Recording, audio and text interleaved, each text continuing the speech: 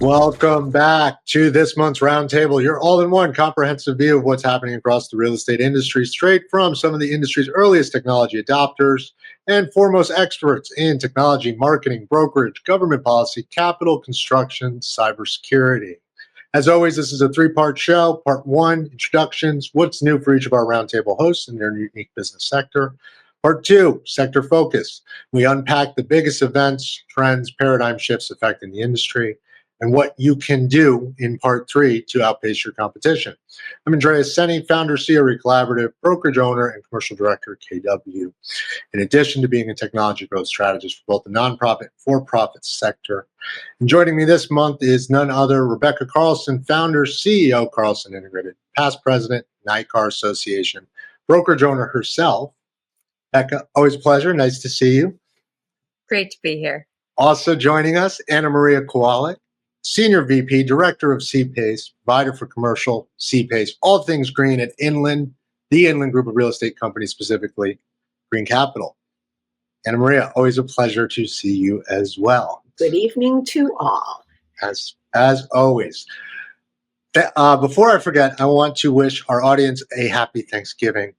We are thankful for you guys tuning in, as thankful as I am for my hosts showing up and being a part of this, and our producer and everything that goes with that. The full roundtable will be back in December.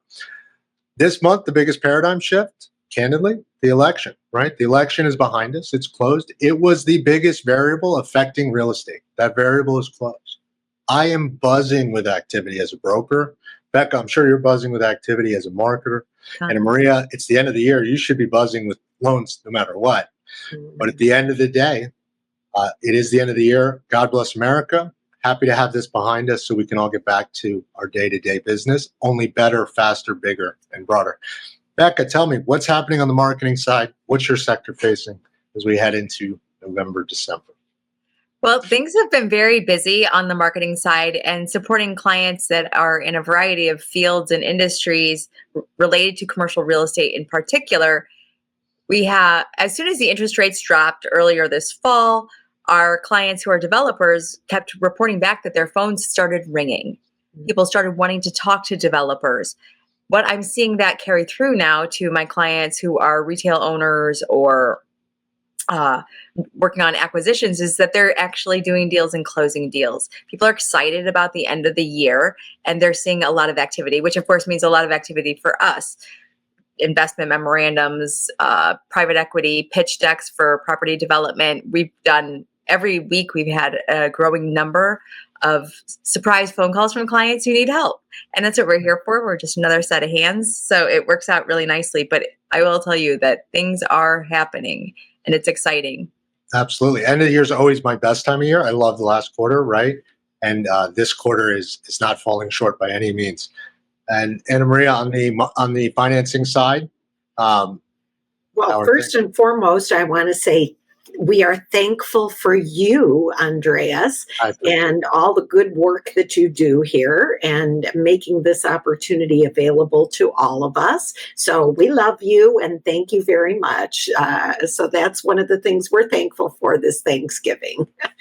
And as well as we're looking forward to thrive in 25 and hopefully, have a better year than we've had. It's been a little slow going. There have been some bumps and challenges throughout, mostly market volatility throughout the year, inflation, et cetera. But it looks like things are settling today. Good news from the Fed, another cut in interest rates. And so that's the second since September. And that was 25 basis points for those that didn't tune in, right? That's correct. Any reduction's a good reduction. It didn't behave that way when we thought it would, or some thought it would, just last week or 2 weeks ago, right? Right. But in general, lots of activity, lots of inquiries, lots of people preparing to do more projects and improvements and even from the construction side, we're seeing a little bit more flexible lending opportunities, because CPACE cannot finance everything in the project, and therefore we, you know, we need to have other mechanisms in place. We can finance that energy efficiency or renewable energy component. So I'm going to ask Chris in December, and I was going to ask him tonight, but I actually have seen some of the costs come down, right? Yes. We have a few different models we use, and I've had a few different investors, developers, owners, nationals say to me, no, bring those development costs down. And I went, oh, I'm loving that. So interest rates are headed down a little. Development costs are headed down. Costs are headed down. Income is rising. Again, great day to be in commercial real estate. Yes. And the way, at a 13,000 point jump in the stock market, that's a lot of cash to park before the end of the year. That's the way I look at it. And great time to buy real estate. As I do want to highlight to the audience, and being thankful for this audience tuning in, 75% of which are in America, 25% of which are overseas, regardless of your desired outcome. The biggest threat to your business is the next 30 days and how you walk and talk, right? And especially, Becca, I'm glad you're on. I was going to pick on Chris, and I can't not channel Dan Wagner here and say, don't forget about your 1031. It's still at risk, but he'll be back to talk on that, as well as Saul on the data standards, MLS, and so forth. What's the biggest thing people are doing or could be doing as they position themselves through the end of the year to start the year from a marketing standpoint? Well, when we talk about marketing, a lot of times you talk about what to do and what you're talking about. And there in social media in particular, we can think about what you should post. You want people to know who you are and what you do, what you know. So I find that people talk a lot about their experience and capabilities, their organizations and affiliations, the things that they are involved in within their industry, and maybe in a personally affected charitable type role. Company service offerings, you can never assume that everybody knows what you do, especially if there are additional areas of growth. And all of us are changing and growing and developing new skills and new capabilities. And if people don't know what those are, you can get marginalized or kind of put in this hole where people know you for one thing, but you actually do a lot more than that. So you have to make sure that you have some breadth of explaining the various things that you do. If you're in commercial real estate, you saying my intro was too long? No, I'm saying that's exactly why you need an intro that talks about the various pieces of things that you do, because otherwise people don't know. They can't work with you on one thing if they don't know that. For instance, breadth and scope of what you offer. And it's not just what we offer, right? It's not me, it's we combined, the team, your company. For sure. Yeah. For sure. Well, I think about like Anne Maria talking about what she does. It's always fun for me to hear her explanation about how they're part of the capital stack and not the whole capital stack, because that triggers people to know, like, oh, like that lenders do want to talk to her. She's not competitive with traditional lenders. They're actually partners on things, versus thinking, oh, she just does green lending, which then would pigeonhole her and make it like decrease the amount of referrals she could get from that other audience, and also decrease the amount of impact that she can have putting together really successful capital stacks to get the deals done. So it's really important to know, certainly within the commercial real estate space, your listings, your transactions, people love hearing about successful transactions. They love having other people tagged who are part of those deals. The other fun thing I have, there are aspects of commercial real estate where I'm more well-read than others. I love getting article shares from some of my friends and colleagues who are in a little bit different sector. That's why I think this show is successful, right? It's all of us together. But go on. Sorry to jump in. No, you can interrupt me all day, every day, Andreas. And I'm the host. I know. Yeah.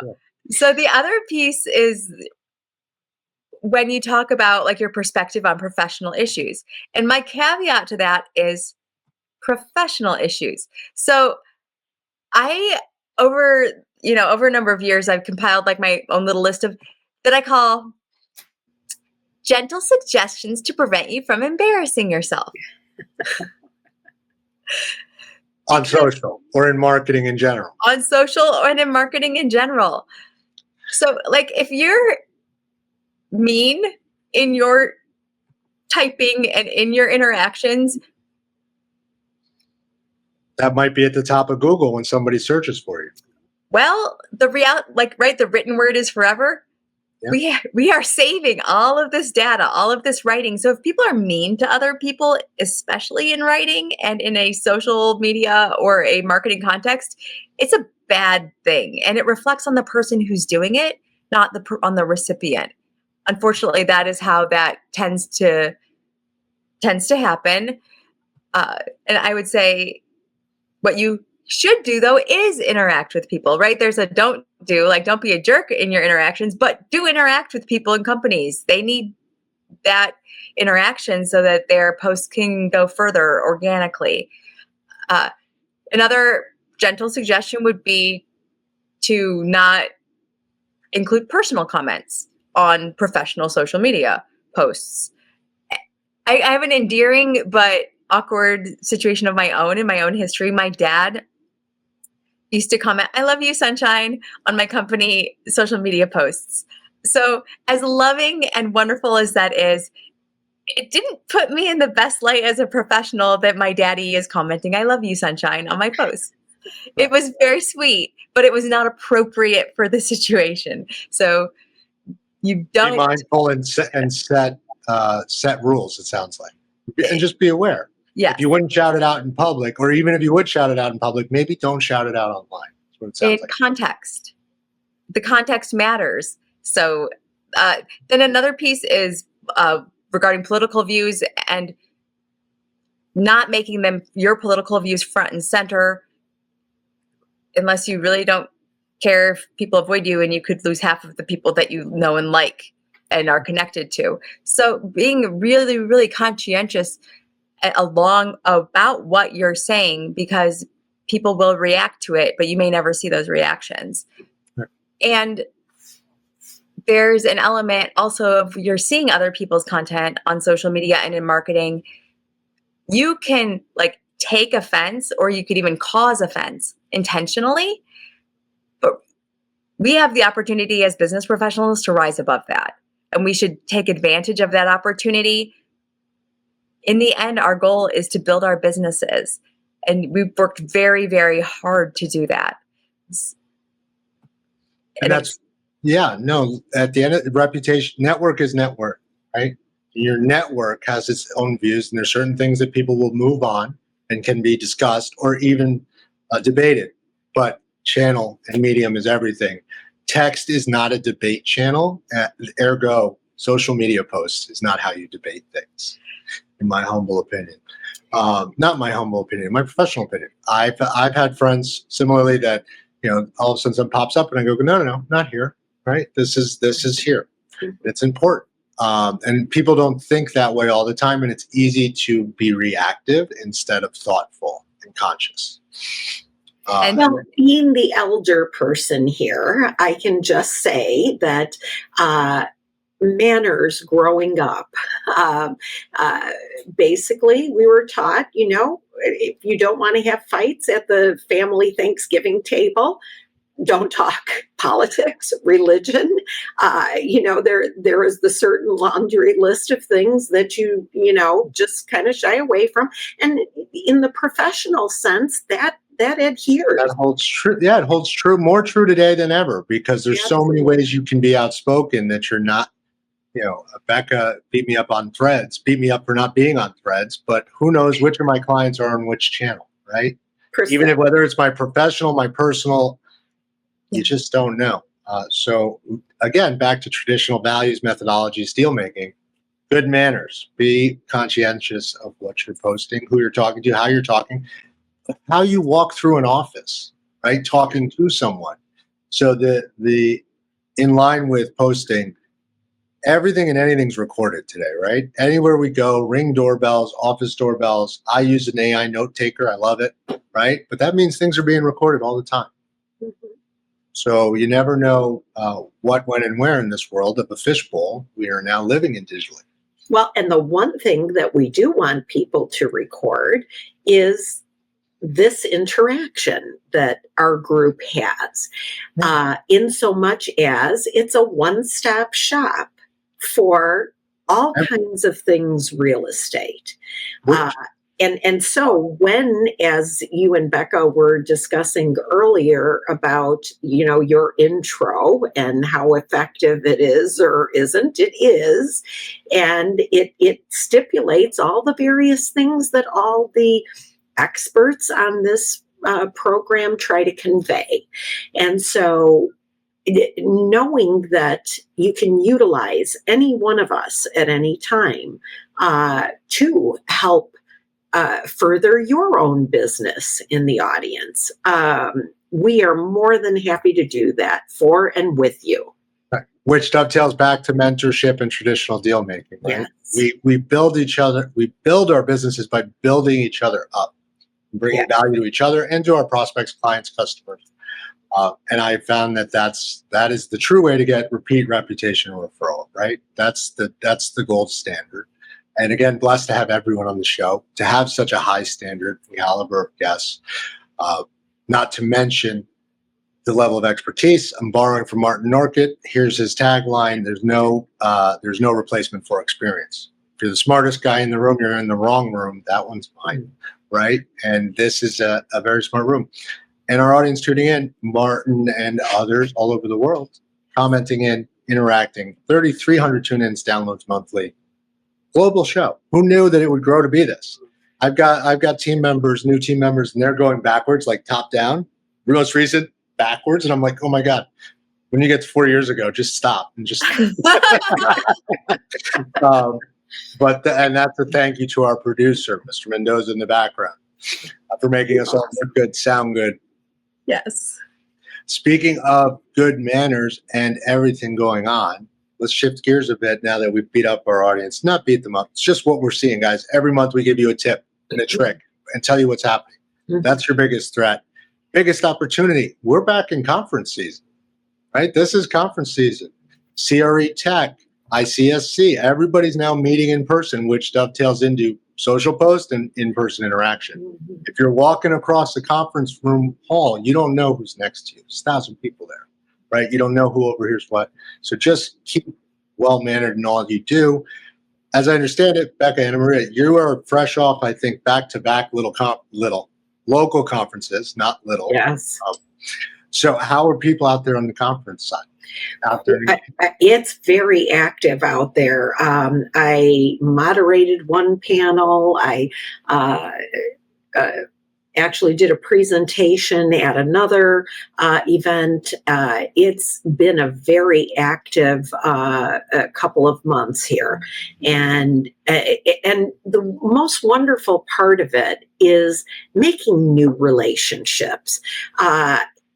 Actually extending that hand and shaking hands and looking people straight in the eye. Nothing replaces that. And and there's so much to be garnered, from having those conversations in person, and a certain trust level that comes about as a result. And so there's nothing can replace that in any business relationship. And so I think that's very important. And Becca and I have seen each other and have been able to hug in person over the last month or so, attending some of the same events. So, well, and you bring up hug in person, right? Now, think where we were in COVID, right? We're post-COVID. Everything's upward and onward from here. Growing. That's right. And at the end of the day, it's the only direction we have, and all we can do is grow. Speaking of onward, upward, and big events, shameless plug, not shameless, our partner CRE Tech, we're going to be there next week. This is not a local event. This is very much the largest gathering of real estate innovation, sustainability, green tech, institutional capital. What was once 80 vendors, 2015, is now 20,000 companies in the space. This is the one place you're going to get it all in one place, in person, live, and candid. Don't worry, we're going to fill you in after the show if you can't make it. Hope to see many of you there. Use our discount code CRECo20NYC for 20% off. Becca Carlson and I will be there in person. While not moderating, you can connect with us through the social media apps, schedule times. Otherwise, we'll see you out on the floor. The day is here. The day is here. It is with great excitement that I welcome you all to CRETech New York City 2023.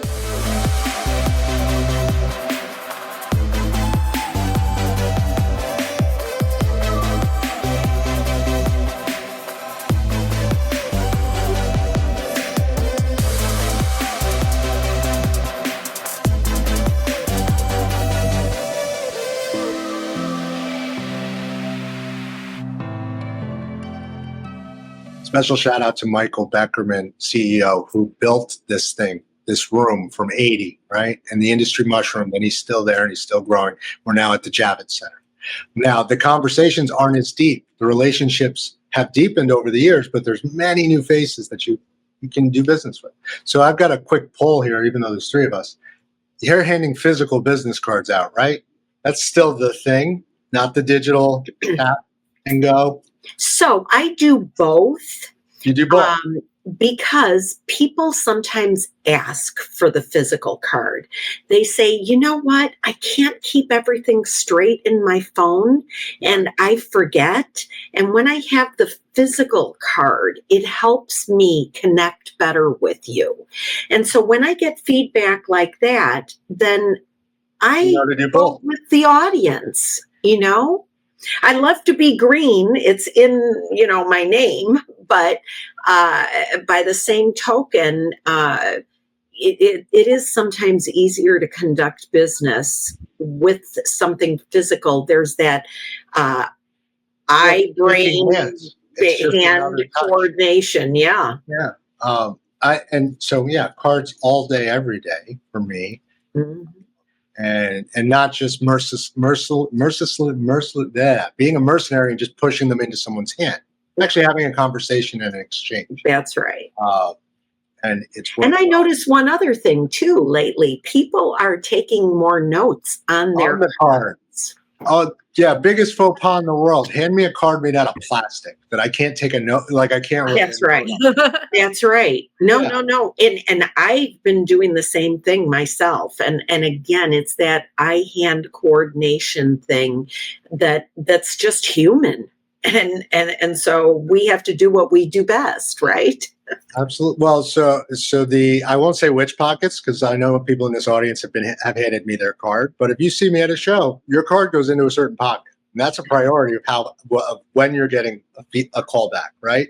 I was trying to do that. Cards, I can't do that. You go into a phone with 2,000 contacts. That's why I can't go digital. And I'm tech forward. I'm as tech forward as anyone on this call. I have a tech aggregation bar. And I still use cards. I love cards. Matter of fact, I think the entire industry is starved for physical, real conversation, paper. The fact that nobody knows what stationery is anymore is a problem. Handwritten notes. And the fact that they're teaching handwriting in schools anymore. So we're going to stay away from the political stuff. Yeah, too. No, it's just, but it's not. It's basically, just the evolution of, where education and everything has gone. I know cursive used to be a thing. With ChatGPT 2, then 3, then 4, right? In an email, you don't even know if that's real. If you get a handwritten note from someone, they took time to slow down and write it, right? Not to mention, add your business card to it. Your business card's now on the desk of that owner, that operator, that investor. Your physical logo is now in their office. Yes. And I have found they don't throw them out. I am going to do a plug here. If you are sending holiday cards, audience members, if you are sending physical holiday cards, holidays are going to come faster than you think they are. Get going. Get them. I already said Happy Thanksgiving because I already know, right? I need to catch up. This month is going to fly. Get them into the printer so you have them and have time to do your physical signing. Yep. And they don't sell well, they may have stationery at CVS, but I found it's a little hard to get. That being said, We are a short That's show. what the We are a shorter paper show tonight. places are for. Go ahead. That's what the specific paper places are for. You have to go to It's the a little hard to niche find. Retail retailer. may be in its prime, but retail is expensive, right? So Yes. your market maybe you're in down. You have Chicago downtown, but not all of us. I'm outside Manhattan. But well said. What is the one tip you want to give the audience? I know we've given a lot of tips this month. What is the one takeaway for the next 30 days? Let's go forward. That you're pushing forward on your audience, get your loans in, be prepped for 2025, outside of social, that you want to give as a takeaway to the audience for November. I would say business as usual. But faster and better and more of it. Well, I would venture to say slow it down a bit. It's going to get really hectic with the holidays upon us. And so you want to be very intentional with everything that you do, whether it be personally or professionally. And so my best advice, would be business as usual. Take it a step at a time. Be measured. When you rush things, you forget something. When you do things too fast, you miss something. Just be intentional. End out the year well, so that the new year can begin well. And as you know, and as I always say, the future is green. Loving it. Okay. Becca, what's the biggest takeaway you can give to the audience outside of join you at CRE Tech? Just kidding. Go ahead. Huge takeaway. Join me at CRE Tech. Yep. The other takeaways are look for opportunities to connect with people. And there are lots of holiday parties and lots of opportunities that are going to surface. So making sure that you have the space and time in your calendar to go to them. And I agree with Anna Maria, not rushed, but to go to them with the intentionality of putting faces with names of people that you haven't had the opportunity to meet in person. It is a really special time of year for that. I meet people that I've heard of or had conversations on a phone with every time I'm out this time of year. So sometimes I would rather be at home in my jammies and my slippers and eating copious amounts of junk. But it is a contact sport. Real estate is a contact sport. So prioritizing which ones you're going to go to, committing to them, and going are all an important piece of this season. That's right. They're your 2080 golden deal hours. It's the end of the year. Assuming you take your 2-week vacation, not many of them left. And that's 9 to 5. That doesn't include the after hours events. And what I'm hearing is deepening your intention and your relationships from both of you. That's what I'm going to echo back. Because again, network is net worth. I'm blessed to have you guys on the show. I'm blessed to have the network I have. You, Saul, Darren, Dan, Anna Maria, Rebecca, Chris Abel. And it's just been incredible growing in the industry together and always looking to others to support me as I support them. And what else could you ask for in this holiday season? So I'm going to save my Merry Christmas and end of the year for December, but it is the best time of year for real estate, personally, professionally. Let's all be conscious of that and bring a little magic back into everyone's day as we move forward. There was a statement made at a conference I was at in Texas, and I'm going to share it. Believe in the evil you see with your 2 eyes and nothing else, and believe in the good in the world, whether you see it or not. So that being said, once again, thank you to our audience for making us not only a global show, but in the top 10% on Google per tune-ins and downloads. And thank you for tuning in. Thank you for showing up and showing out. Looking forward to December. Looking forward to November. Going to have a great time at CRE Tech. You can catch us anywhere you get your audio on all major social media channels. Full roundtable back for December. And don't forget to like, rate, and review us. It really does help. And those of you tuning in live on social media, don't forget, you can comment in, question in. We will call you out as long as your comments are not aggressive, right? Pointing back to Becca's statements. If you're here and you're bringing value, we will absolutely talk through it with you, and we love having you. Enjoy the rest of the month. Looking forward to CRE Tech, ICSC, and otherwise. Hat tip to my fellow hosts and all of their growing businesses, and hat tip to our audience as their businesses continue to grow, because I get to see it and watch it, as do you. Mr. Mendoza, will you lead us out? Thank you for all you do as well. Thanks for tuning in to the Real Estate Roundtable, powered by CRECo.ai, your source for the latest in real estate and technology. For past episodes, sector interviews, and more great content, follow us on all social media and YouTube at CRE Collaborative. You can also find us anywhere you listen to podcasts. Please like, subscribe, and share. It really does help. Thanks again for tuning in, and we'll see you at the next Real Estate Roundtable.